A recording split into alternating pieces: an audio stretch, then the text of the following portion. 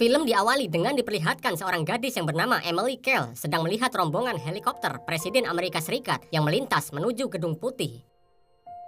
Di dalam helikopter itu terdapat seorang presiden Amerika yang bernama James Sawyer yang dikawal oleh seorang wanita bernama Carol Venorti, wakil dari pasukan khusus, dan juga rekannya yang bernama Ted Hope. Pasukan yang berada di Gedung Putih pun melakukan pengawasan ketat di area sekitar. Setelah semuanya aman terkendali, rombongan presiden pun mendarat di depan Gedung Putih. Di sisi lain, terlihat dua orang petugas keamanan yang bernama John Kell dan rekannya Roy Welles sedang menjemput juru bicara kepresidenan yang bernama Eli Rapelson untuk dikawal menuju Gedung Putih. Sementara di tempat lain terlihat seorang pria paruh baya bernama Martin Walker sedang bersiap-siap di rumahnya. Martin Walker adalah seorang kepala pasukan keamanan presiden. Sebelum pergi, Martin meletakkan lambang bendera Amerika Serikat di depan foto mendiang anaknya yang bernama Kevin. Di Gedung Putih, John dan Roy telah tiba di sana bersama juru bicara Eli Rapelson. Lalu John menemui seorang wanita bernama Jenna, seorang sekretaris wakil presiden. Di situ John bertanya apakah dirinya sudah didaftarkan untuk menjadi agen khusus pengawal presiden. Jenna pun menjawab sudah, dan John diminta nanti menemui Carol untuk wawancara. Mendengar kabar baik tersebut, John meminta bantuan kepada Jenna agar anaknya nanti dapat masuk ke Gedung Putih karena dia ingin sang anak bangga dengannya. John yang telah tiba di rumah mantan istrinya yang bernama Melanie bertemu dengan sang anak yaitu Emily yang sedang kecewa dengan John karena tidak menghadiri acara pertunjukan bakat Emily di sekolahnya. Saat berada di perjalanan, John memberikan tiket masuk ke Gedung Putih kepada Emily. Lalu John mengatakan bahwa dirinya akan melakukan wawancara kerja untuk menjadi bagian pengawal presiden. Mendengar hal tersebut membuat Emily tampak sangat bahagia. Sementara di kamar presiden, James ditelepon oleh sang istri yang menanyakan jam hadiah darinya apakah masih di bawah. James menjawab kalau jam tersebut selalu bersamanya di saku baju tepat sebelah jantungnya. Berpindah ke John dan Emily yang telah tiba di Gedung Putih. Sesampainya di sana, John bertemu dengan Carol yang ternyata adalah teman lamanya ketika kuliah. Lalu saat mereka wawancara, Carol bertanya mengapa John ingin menjadi pengawal presiden. John menjawab baginya tidak ada pekerjaan yang lebih penting selain menjaga presiden. Namun, karena jawaban John yang kurang meyakinkan, dengan berat hati, Carol tidak bisa menerimanya menjadi pasukan pengawal presiden. Setelah itu, ketika di luar ruangan, John berbohong kepada Emily dengan mengatakan kalau dirinya memiliki kesempatan untuk menjadi pengawal presiden. Hal tersebut dia lakukan agar sang anak bangga dengannya. Sementara, di lain sisi, seorang petugas kebersihan Gedung Putih terlihat memasuki sebuah ruangan. Petugas tersebut ternyata mengambil sebuah bom di dalam kotak yang sudah disediakan. Berpindah ke Martin yang sedang memberikan arahan kepada para anak buahnya. Di sana, para anak buah Martin ternyata telah menyiapkan perayaan untuknya karena masa pengabdian Martin sebagai kepala pasukan keamanan presiden tinggal 1 minggu lagi. Sementara itu, John dan putrinya, Emily, sedang mengikuti tur mengelilingi Gedung Putih yang dipandu oleh seorang pria bernama Donnie Donaldson. Donnie kemudian mengajak mereka semua melihat pemandangan menarik yang ada di dalam Gedung Putih. Di sisi lain, Martin sedang bersama Carol di ruangannya. Di sana dia menyuruh Carol untuk pulang dan istirahat sementara waktu. Martin juga menyarankan Carol agar dirinya melupakan masa lalunya tentang perceraian dengan mantan suaminya dan segera memulai hidup baru. John yang sedang menemani putrinya berkeliling bersama rombongan tur. Dia melihat segerombolan orang mencurigakan di ruangan bioskop gedung.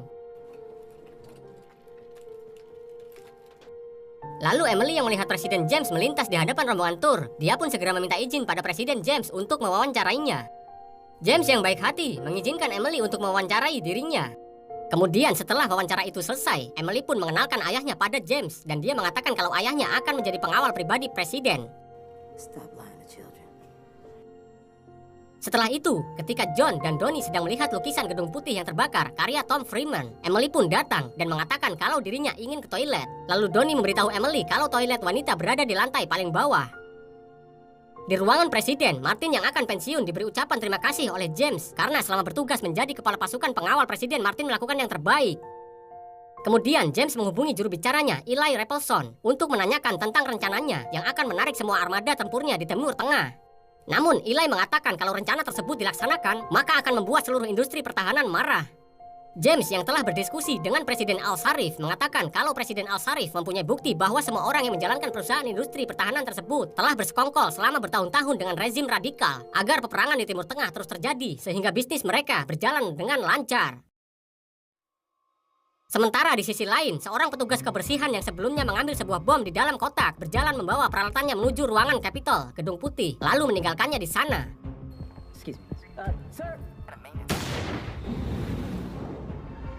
Carol yang sedang dalam perjalanan pulang dan masih berada di sekitar gedung menyaksikan ledakan itu terjadi dari kejauhan. Sementara Eli dievakuasi dari ruangannya yang berjarak sangat dekat dengan titik ledakan. Presiden James yang tidak mengetahui adanya ledakan di ruangan Capitol, dia pun diberi perlindungan yang sangat ketat oleh Martin bersama anggotanya. Di sisi lain, John ingin menyelamatkan putrinya Emily yang masih berada di toilet tetapi tidak diperbolehkan oleh pasukan keamanan yang menjaga ruangan tersebut. Di dalam gedung bioskop, salah satu pasukan keamanan yang meminta para petugas kebersihan keluar dari sana justru dibunuh oleh mereka. Ternyata mereka semua adalah teroris yang sedang menyamar dan dipimpin oleh seorang pria bernama Emil Stans.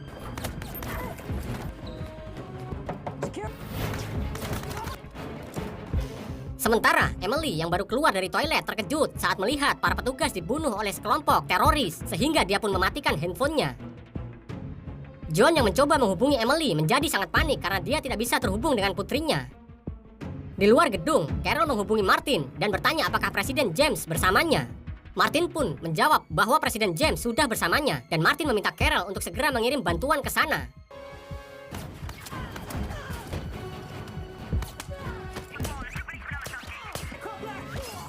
Kemudian Stans pergi ke halaman luar gedung untuk membukakan pintu gerbang agar para pasukan teroris yang lain dapat masuk ke sana. Melihat hal tersebut, Emily segera merekamnya. Lalu terlihat seorang pria yang merupakan rekan Stans sekaligus pemimpin kelompok teroris yang baru tiba di sana. Pria tersebut bernama Carl Killick.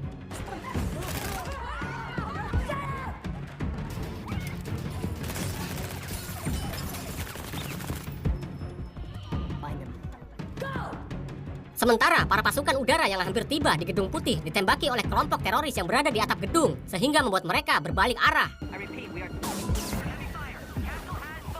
Mendengar hal tersebut, Martin kemudian meminta Presiden James untuk masuk dan berlindung di dalam bunker. Di sisi lain, John sedang berada di toilet untuk mencari Emily, namun Emily sudah tidak ada di sana.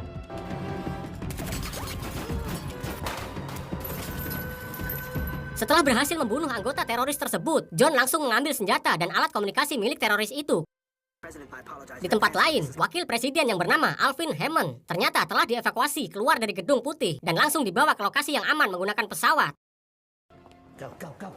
Sedangkan Presiden James telah sampai di dalam bunker.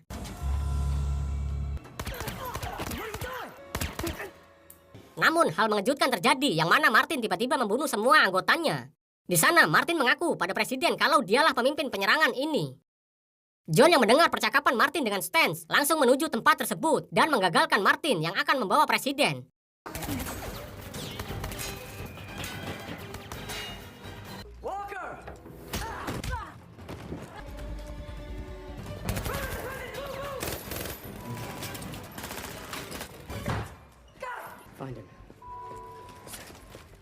Setelah kehilangan jejak presiden, Martin dan Stans menemui salah satu anggotanya seorang hacker bernama Skip Tyler untuk segera meretas semua data yang ada di Gedung Putih. Di sisi lain, Presiden James dan John ternyata sedang bersembunyi di atas lift. John bertanya pada presiden apakah dirinya mengenal orang-orang tersebut. Lalu Presiden James menjawab bahwa otak dari penyerangan ini adalah Martin Walker, seorang kepala pasukan khusus pengawal presiden. Presiden James merasa kalau Martin ingin balas dendam karena kematian anaknya yaitu Kevin, seorang militer angkatan laut yang meninggal saat misi yang ditugaskan oleh presiden. Sementara itu, di dalam mobil, Carol telah bersama Eli menuju lokasi yang aman. Sedangkan Martin dan Stans masuk ke ruangan para menteri dan menyuruh mereka untuk ikut bersamanya ke Blue Room. Di gedung Pentagon, Eli yang telah sampai di sana bertemu dengan seorang jenderal bernama Caulfield yang mengatakan bahwa kode nuklir sudah diganti dan telah aktif. Di sisi lain, Tyler yang berada di ruangan kontrol Gedung Putih sedang meretas semua jaringan yang ada di gedung tersebut. Berpindah ke Emily yang sedang merekam aktivitas para teroris tersebut untuk diunggah ke akun YouTube-nya.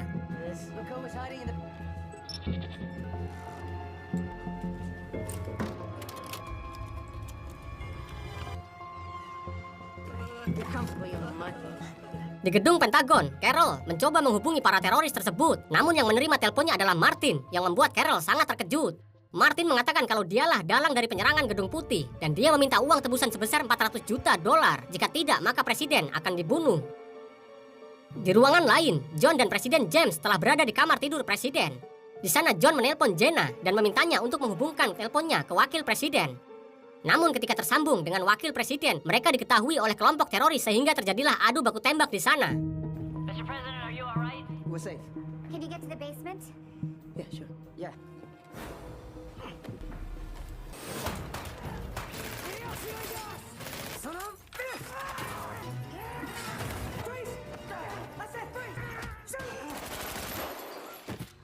Setelah berhasil membunuh para teroris tersebut, John dan Presiden James melihat siaran berita televisi yang memperlihatkan unggahan video YouTube Emily. Sementara Martin dan Stans juga melihat berita tersebut. Kemudian Stans langsung mencari dan menemui Emily.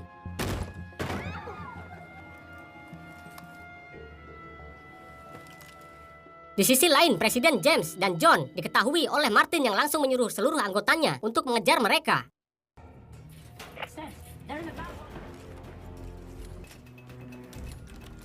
Carol yang terhubung dengan John langsung memandu jalan mereka menuju terowongan. Namun sesampainya di sana sudah ada bom yang menempel di pintu terowongan tersebut.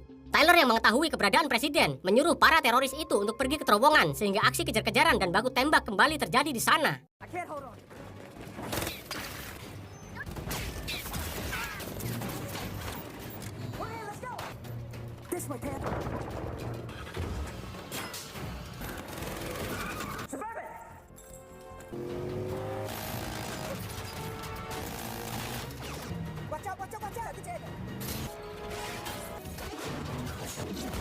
Di tengah kepanikan mereka, Presiden James teringat kalau di dalam mobil tersebut terdapat senjata roket dan John meminta presiden untuk menembakkan senjata roketnya ke arah pintu pagar.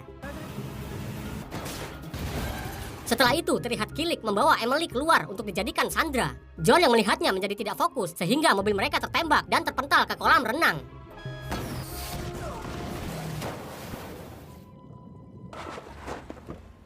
Lalu ketika mereka keluar dari kolam, John pun berpura-pura untuk membunuh presiden untuk mengalihkan Martin dan Stans yang menunggunya.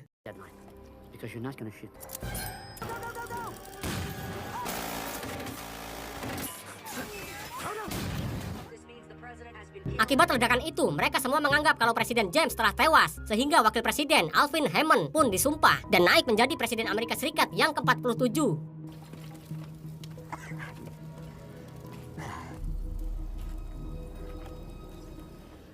Sementara itu, Carol yang merasa semua ini adalah percobaan bunuh diri Martin karena penyakit tumor di kepalanya yang tidak bisa disembuhkan. Dia pun meminta istri Martin untuk mau memujuk suaminya agar menghentikan serangannya. Namun sang istri ternyata justru memberi dukungan terhadap Martin karena semua ini adalah rencana balas dendam atas kematian putra mereka yaitu Kevin. Sementara di sisi lain, ternyata Presiden James dan John selamat atas ledakan tersebut. Di sana John sedang mengobati presiden yang terkena serpihan kaca di bagian perut. Kemudian John menceritakan tentang putrinya Emily yang sangat mengagumi Presiden James. Berpindah ke Alvin Hammond yang telah menjadi Presiden Amerika Serikat. Alvin memerintahkan pasukan Delta untuk melakukan serangan ke Gedung Putih demi merebutnya kembali dari para teroris.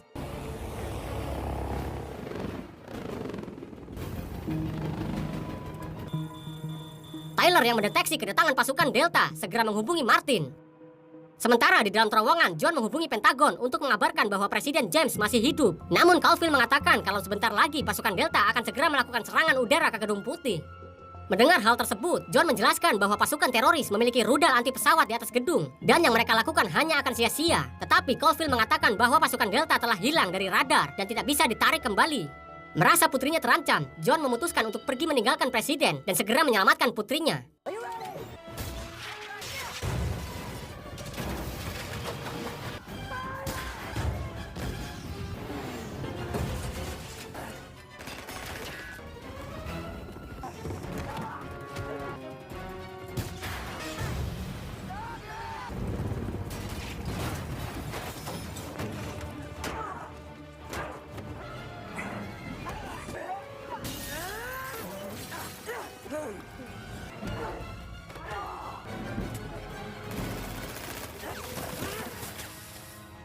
Di tempat tersebut, Stan menemukan surat undangan John, sehingga Stan mengetahui kalau Emily adalah anaknya John.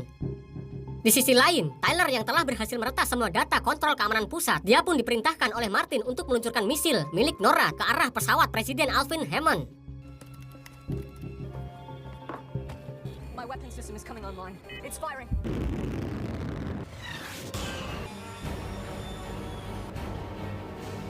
Akibat serangan tersebut membuat Presiden Alvin Hammond tewas, maka jabatan presiden akan dipindah ke juru bicaranya yaitu Eli Raffleson. Kemudian Eli Raffleson disumpah dan menjadi Presiden Amerika Serikat selanjutnya.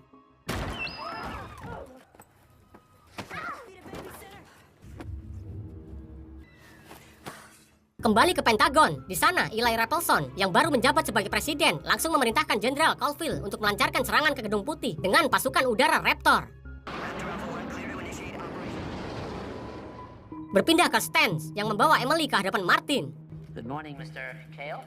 Melalui telepon pengeras suara, Martin meminta John untuk segera menyerahkan Presiden James kepadanya. Jika tidak, dia akan segera membunuh Emily pada hitungan ketiga.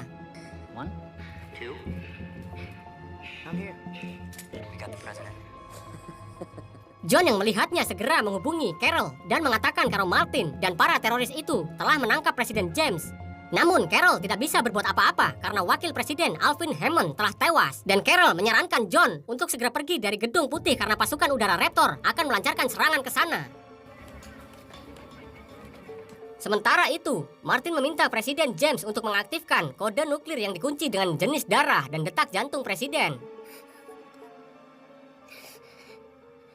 Bersamaan dengan itu, tiba-tiba bel peringatan berbunyi. Ternyata itu semua adalah John yang membakar kamar milik presiden.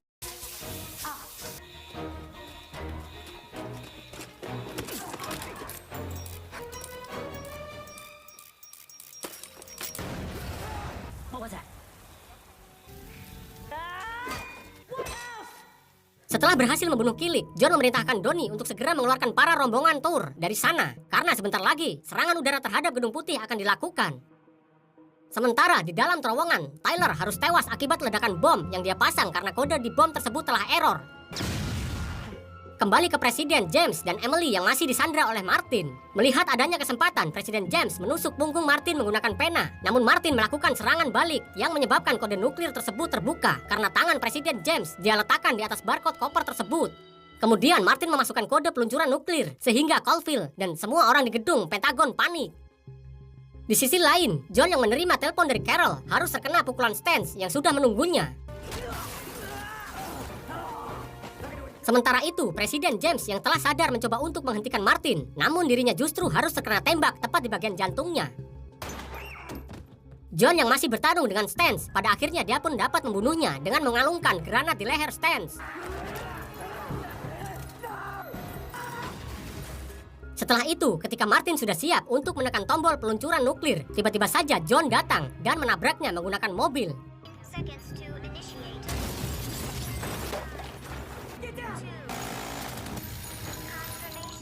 Setelah berhasil membunuh Martin dan menghentikan waktu konfirmasi peluncuran nuklir, John meminta Emily untuk segera keluar dari sana, sementara John akan mencari keberadaan Presiden James.